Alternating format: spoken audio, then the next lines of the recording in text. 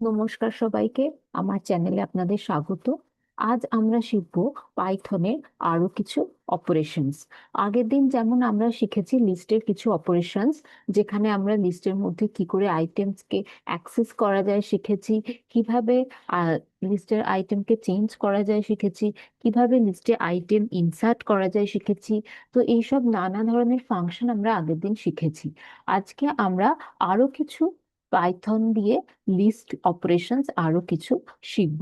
প্রথমে আমরা শিখব pop operation in Python list. তো আমরা প্রথমে কি শিখব? Pop operation.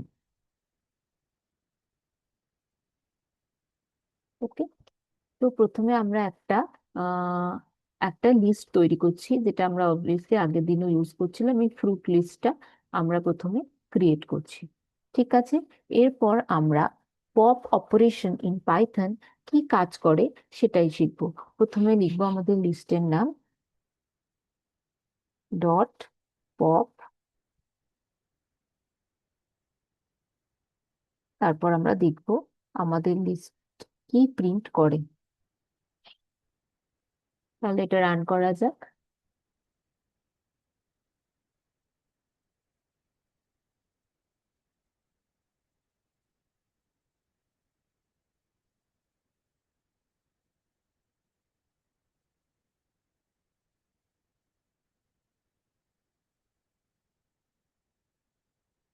তো লিস্টের উপর যখন আমরা পপ অপারেশন করছি, তখন লিস্ট থেকে লাস্ট আইটেমটা রিমুভ হয়ে যাচ্ছে।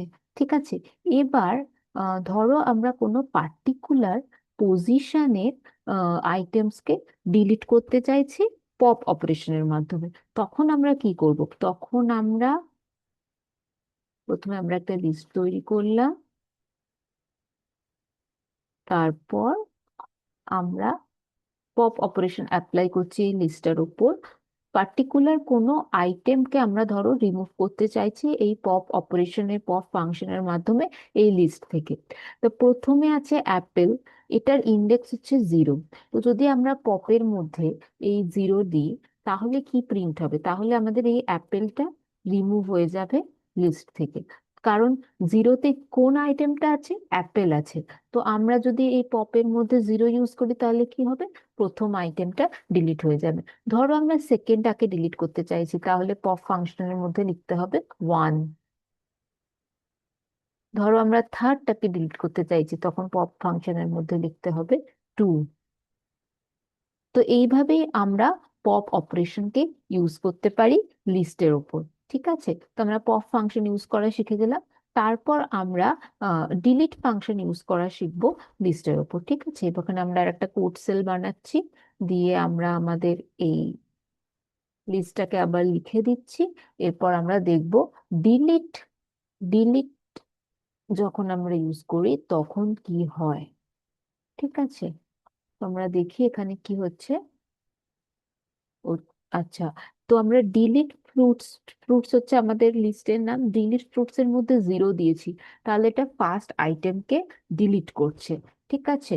সিমিলারলি আমরা যখন 1 দেবো, তখন এরা সেকেন্ড আইটেমকে ডিলিট করবে। সিমিলারলি আমরা এখানে যখন 2 দেবো, তখন এরা থার্ড আইটেমকে লিস্ট থেকে ডিলিট করবে। যদি আমরা কোনো কিছুই ইন্ডেক্স এখানে না দিই, যদি আমরা শুধু এটা লিখি, তাহলে কি করে লিস্ট?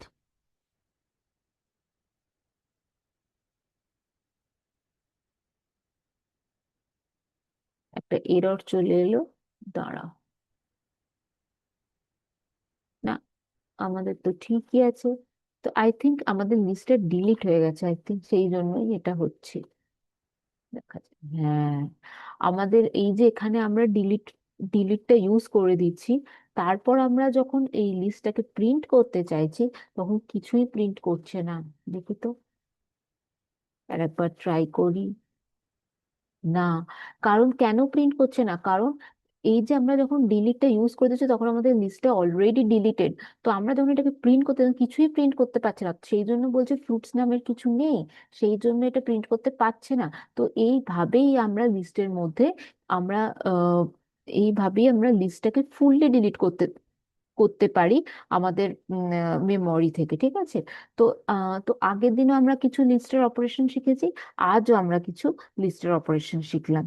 তো ধন্যবাদ সবাইকে আমার এই ভিডিও দেখার জন্য। তো এইভাবেই আমরা আরো পাইথনের নানা জিনিস শিখবো। তো এখন আমরা লিস্ট অপারেশন করছি, লিস্ট অপারেশনের উপর 3-4টে ভিডিও থাকবে। তারপর আবার নেক্সট টাপেলের ওপর থাকবে, সেটের ওপর থাকবে, নানা কিছুর ওপর থাকবে, ডিকশনারির ওপর থাকবে। তো এইভাবে আমরা একটা একটা করে ডেটা স্ট্রাকচার শিখবো, আর তার একটা একটা করে অপারেশন আমরা শিখবো। ধন্যবাদ সবাইকে আমার এই ভিডিও দেখার জন্য।